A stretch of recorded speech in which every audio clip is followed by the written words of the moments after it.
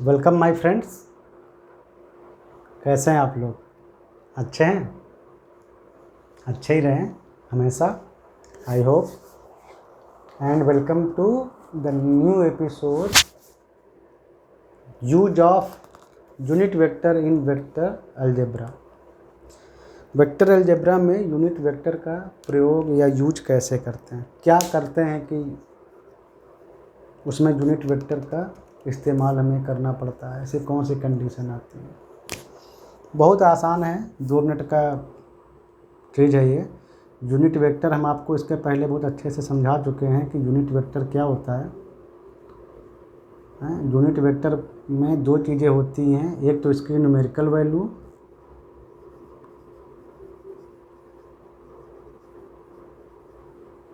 और एक direction. Numerical value इसकी हमेशा 1 होती है, यानी जो भी वैल्यू है 1 रहेगी न्यूमेरिकल वाली, और डायरेक्शन होती है। तो अगर आपको जो भी वैल्यू बढ़ानी है, 1 में मल्टीप्लाई करोगे, जैसे आपको 3 करनी है तो 3 से 1 में मल्टीप्लाई करोगे 3 ही आएगा। आपको उसको 4 करनी है तो 1 में 4 से मल्टीप्लाई कर दोगे तो 4 आएगा, ऐसा ही है ना। तो यूनिट वेक्टर कुल मिला के हमको डायरेक्शन बताती है। यूनिट वेक्टर कुल मिला के हमको डायरेक्शन बताती है। तो अगर हमको कोई वेक्टर बनाना है, किसी डायरेक्शन में, अब जैसे हमको कोई वेक्टर बनाना है किसी डायरेक्शन में, तो उसके लिए हमें कौन सी 2 चीज़ें चाहिए वेक्टर बनाने के लिए? वैल्यू, न्यूमेरिकल वैल्यू या मैग्नीट्यूड कह सकते हो, और डायरेक्शन। हमको यही 2 चीज़ें चाहिए ना वेक्टर बनाने के लिए। किसी वेक्टर का निर्माण करने के लिए या वेक्टर हमको कंस्ट्रक्ट करने के लिए क्या चाहिए? केवल न्यूमेरिकल वैल्यू चाहिए और डायरेक्शन चाहिए, 2 चीज़ें चाहिए। अब हमको डायरेक्शन निकालने के लिए क्या है कि उस डायरेक्शन का हमको अगर यूनिट वेक्टर पता हो, जिस डायरेक्शन में हमें वेक्टर बनाना है कोई, अगर हमें उस डायरेक्शन का यूनिट वेक्टर पता हो, यानी हमको डायरेक्शन पता हो गई। तो सबसे पहले क्या करते हैं, डायरेक्शन जानने के लिए उस डायरेक्शन में एक यूनिट वेक्टर को कंस्ट्रक्ट करते हैं, यानी यूनिट वेक्टर को बनाते हैं। और फिर यूनिट वेक्टर हमारा बन गया, यानी हमको डायरेक्शन मिल गई। अब हमको न्यूमेरिकल वैल्यू से उसमें मल्टीप्लाई कर देना होता है।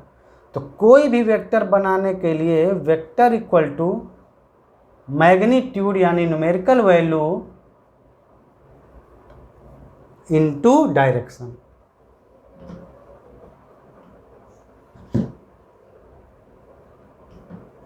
और डायरेक्शन का मतलब यूनिट वेक्टर। तो अक्सर जो वेक्टर अलजेब्रा है, इसमें हमको वेक्टर बनाना होता है, जानना होता है, किसी चीज़ का वेक्टर किसी डायरेक्शन में जानना होता है, उसकी कुछ मैथमेटिकल एक्सप्रेशन लिखनी होती है।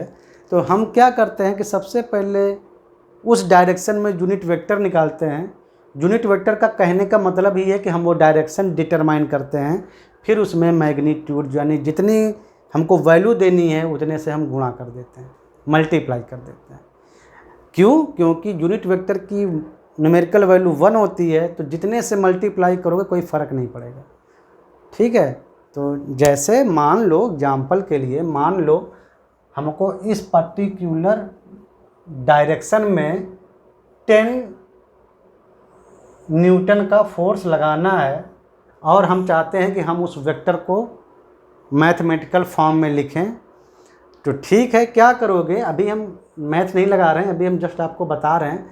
तो इस डायरेक्शन में हम डिटरमाइन करते हैं कि इसका यूनिट वेक्टर क्या है, क्योंकि यूनिट वेक्टर ही उस डायरेक्शन का असली मैथमेटिकल फॉर्म है। तो मान लो कि उस ओर हम निकाल लिए, सफल हो गए यूनिट वेक्टर निकालने में, और उसका नाम है मान लो n कैप, ठीक है, या a कैप।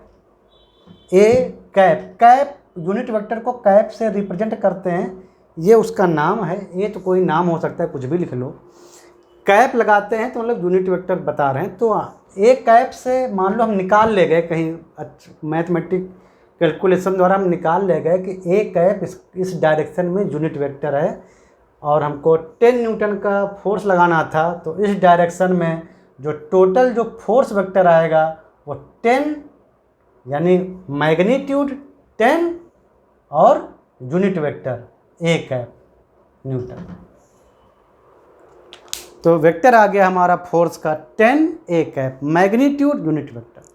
यूनिट वेक्टर कुल मिलाकर डायरेक्शन बता दिया, और मैग्नीट्यूड से मल्टीप्लाई करेंगे तो कोई फर्क नहीं पड़ेगा, क्योंकि यूनिट वेक्टर का मैग्नीट्यूड एक ही होता है।